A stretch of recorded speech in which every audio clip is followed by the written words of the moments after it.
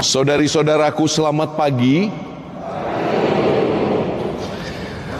Aslinya dalam bacaan Injil yang panjang ada 5 lembar yang harus dibacakan. Tetapi tadi Anda hanya mendengar versi bacaan Injil yang singkat, hanya 2,5 halaman.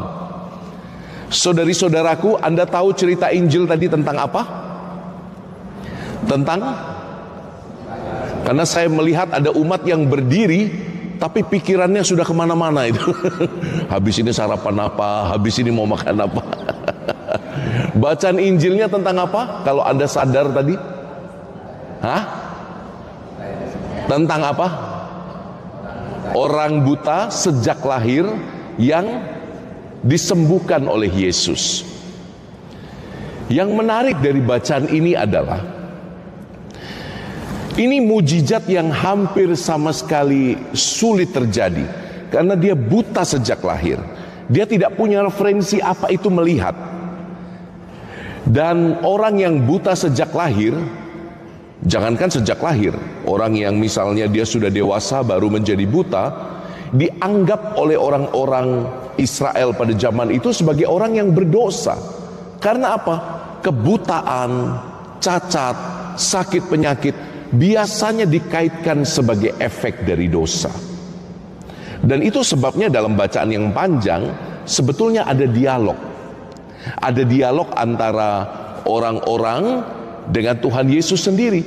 Bagaimana mungkin orang ini salah siapa ini, dia buta ini? Apakah salah orang tuanya? Tuhan Yesus nanti akan menjawab, bukan. Tetapi supaya kebutaannya membawa kemuliaan bagi namaku. Saya pikir ini yang seringkali kita lewatkan dalam hidup.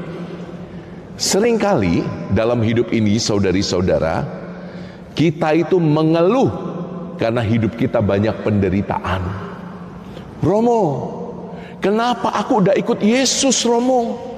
Sudah rajin ke gereja, tapi mengapa aku masih menderita? Mengapa aku mengalami sakit ini? Mengapa aku mengalami kecelakaan ini? Mengapa usahaku gagal, bangkrut? Padahal aku udah ikut Yesus.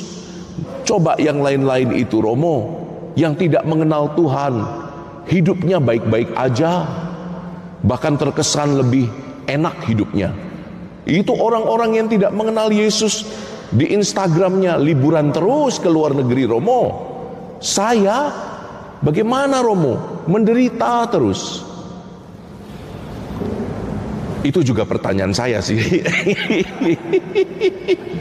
Tapi Anda pernah merasakan pertanyaan yang sama? Halo? Pernah merasakan pertanyaan yang sama? Kadang-kadang ya. Saudari-saudaraku, satu kali saya dalam perjalanan pelayanan ya ke pedalaman, sama seperti Romo Prapto, harus misa berkali-kali di hari Minggu. Anda bayangkan kalau di pedalaman yang lain itu ya, di satu paroki yang pernah saya layani, hari Jumat sudah misa 3 kali untuk hari Minggu, karena pasturnya hanya 2 orang untuk 27 stasi. Lalu hari Jumat 3 kali misa, hari Sabtu 3 kali misa, hari Minggu 3 kali misa. Dan berkendaranya pakai motor, panas-panas, lumpur-lumpur ke dalam. Jadi wah, awal-awal sih semangat ya. Tapi setelah 6 bulan, capek sekali rasanya itu. Apalagi kalau kita sampai di satu stasi yang masih stasi transmigrasi. Anda pernah lihat nggak ya? Dari papan, lantainya dari tanah, kemudian atap seng hanya 2 jengkal dari kepala saya, itu atap sengnya itu. Jadi kalau siang hari misa di situ, saya seperti babi presto rasanya, minyak-minyak saya keluar semua. Panas sekali. Keringat dan minyak-minyak babi saya keluar semua. Dan mau mengeluh kok ya nggak tega gitu ya. Sampai pada suatu ketika misa sudah hampir selesai, tinggal misa yang ke-9, badan saya sudah capek, badan saya lebih langsing dari biasanya, suara saya sudah mulai hilang karena 8 kali misa sebelumnya nggak pakai mic. nggak ada listrik, panas. Tinggal terakhir, penderitaanku hampir berakhir. Tetapi kok ya di tengah jalan itu terik sekali, matahari bersinar. Dalam hati saya mengeluh, Tuhan, cobalah Tuhan kasih dingin sedikit, tutup sedikit mataharinya. 10 menit kemudian hujan badai, hujan lebat. Saya basah kuyup, tas misa saya basah. Lalu saya bilang sama Tuhan, Tuhan, terima kasih ya doaku dikabulkan. Tapi yang gak gini juga Tuhan. Sekarang saya masuk angin Tuhan. Tuhan kau di mana sih? Mbok saya itu dikasih yang enak sekali-sekali. You tahu apa yang terjadi? 20 meter di depan saya itu ada pohon besar sekali. Jeder, pohonnya belah 2. Wah, langsung saya, waduh, kualat ini, mengeluh terus sama Tuhan dari tadi. Pohonnya itu terbelah 2, kesambar petir. Otomatis dalam hati saya berkata, Tuhan terima kasih Tuhan, Tuhan sudah selamatkan saya dari petir. Saya nggak mau mengeluh lagi Tuhan. Terima kasih Tuhan sudah selamatkan saya. Dari atas langit terdengar suara, sialan meleset.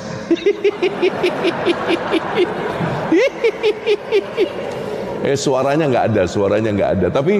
Tapi benar pohon itu terbelah 2 di depan saya. Lalu saya berpikir, kenapa ya kita ini sering kali mengeluh kepada Tuhan untuk banyak hal buruk yang terjadi dalam hidup kita. Saya mengundang Anda berefleksi seperti yang Tuhan Yesus katakan, supaya semua penderitaanmu membawa kemuliaan bagi nama Tuhan. Saya merasa yang membedakan orang beriman dengan tidak beriman untuk melihat penderitaan adalah apa? Kemampuannya untuk memberi makna di dalam penderitaan itu. Dan itu sebabnya Tuhan sendiri memilih jalan salib, jalan penderitaan. Penderitaan itu tidak harus menjadi akibat kutukan dosa. No, Tuhan tidak katakan itu. Penderitaan bisa menjadi jalan cinta yang alternatif. Lihat salib, kurang menderita apa Tuhan kita? Dia menunjukkan pada kita bahwa penderitaan dalam hidupmu, situasi yang tidak enak dalam hidupmu, bisa kau lihat dalam kacamata cinta. Memang sih gak mudah, tetapi itulah kekuatan iman. Iman memampukan kita untuk tetap melihat gandum di tengah lautan ilalang. Tuhan sendiri mengatakan gandum dan ilalang akan tumbuh bersama-sama, bukan? Dan ketika pekerja-pekerja ladang itu mau mencabut ilalangnya, Tuhan katakan apa? Jangan dicabut, nanti gandumnya pun ikut tercabut. Biarlah mereka tumbuh bersama. Biarlah penderitaan itu ada, supaya kita berlatih untuk melihat gandum di tengah lautan ilalang itu. Kita berlatih untuk mengandalkan Tuhan senantiasa. Jadi semakin kita menderita, semakin Tuhan akan memberi kita rahmat untuk bertumbuh dalam pengertian-pengertian yang mendalam tentang Allah. Maka berbahagialah Anda yang sakit, berbahagialah Anda yang menderita, berbahagialah Anda yang sedang berjuang dalam kondisi tidak baik-baik saja, karena di situ Tuhan memberikan rahmat. Kasih salam dulu kanan kiri Anda, selamat Anda orang menderita. Kasih salam. Selamat Anda orang yang penuh penderitaan. Mari kita ingat apa yang dilakukan oleh Tuhan Yesus tadi dalam Injil. Tuhan Yesus mengaduk apa dengan apa? Mengaduk tanah dengan ludahnya. Ingat ya, mungkin bagi kita orang modern, jijik kali ya, kok main-mainan ludah Tuhan Yesus. Tapi Anda ingat, itu adalah lambang penciptaan yang baru. Ingat, manusia diciptakan dari apa? Halo? Manusia diciptakan dari debu tanah. Dan lihat, orang yang buta tadi tidak melihat sejak lahir, itu dianggap sebagai simbol dari kedosaan asal kita. Dosa asal membuat kita tidak bisa melihat, tetapi adukan debu tanah bercampur ludah, bercampur firman Tuhan, menyembuhkan si buta. Ini satu gambaran yang sangat indah. Campuran lumpur dengan ludah tadi dalam bahasa Inggris disebut salve, atau dalam bahasa Indonesianya diterjemahkan salep. Dan itu sebabnya salep itu kita selalu menganggapnya sebagai obat penyembuh. Salve, campuran lumpur dan ludah tadi, melambangkan efek penyembuhan dari sakramen-sakramen. Karena di dalam sakramen ada materia dan ada forma, ada sabda ilahi dan ada materinya. Itu melambangkan kekuatan sakramen-sakramen yang membuka mata kita. Maka ingat, kalau Anda menderita dalam hidup, entah sakit, entah kecelakaan, entah Anda itu gagal dalam bisnis, relasimu sedang tidak baik-baik saja dengan anak-anak atau dengan pasangan, apalagi dengan ibu mertua. Kalau Anda tidak baik-baik saja, ingat kekuatan sakramen. Ini yang dilambangkan dalam bacaan hari ini. Dan Anda harus bangga sebagai orang Katolik karena Anda punya berapa sakramen? Kita punya berapa sakramen? Halo? Kita punya yang ngantuk langsung pan gitu ya. Kita punya berapa sakramen? Kita punya 7 sakramen. Sakramen ke-8 itu foto-foto biasanya. Anda punya sakramen-sakramen gereja yang menghidupi Anda, terutama di masa-masa sulit, yang membuka matamu supaya engkau bisa melihat mana gandum, mana ilalang. Semoga Anda dikuatkan dengan bacaan ini. Jangan takut menderita, sahabat-sahabatku. Jangan takut untuk menderita. Jangan takut memanggul salibmu dengan setia setiap hari. Jangan takut menangis, karena Tuhan berjalan bersama engkau di dalam kekuatan sakramen-sakramen. Kisah penyembuhan si buta hari ini mengundangmu untuk kembali ingat, masa Prapaskah ini harus ada sakramen-sakramen baru yang engkau terima. Oke? Sebentar lagi kita akan merayakan sakramen tobat, bukan?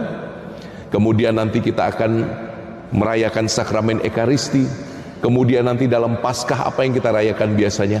Sakramen baptis. Kalau sudah dibaptis semuanya, OMK yang jomblo dan sudah cukup usia, Anda boleh menerima sakramen imamat.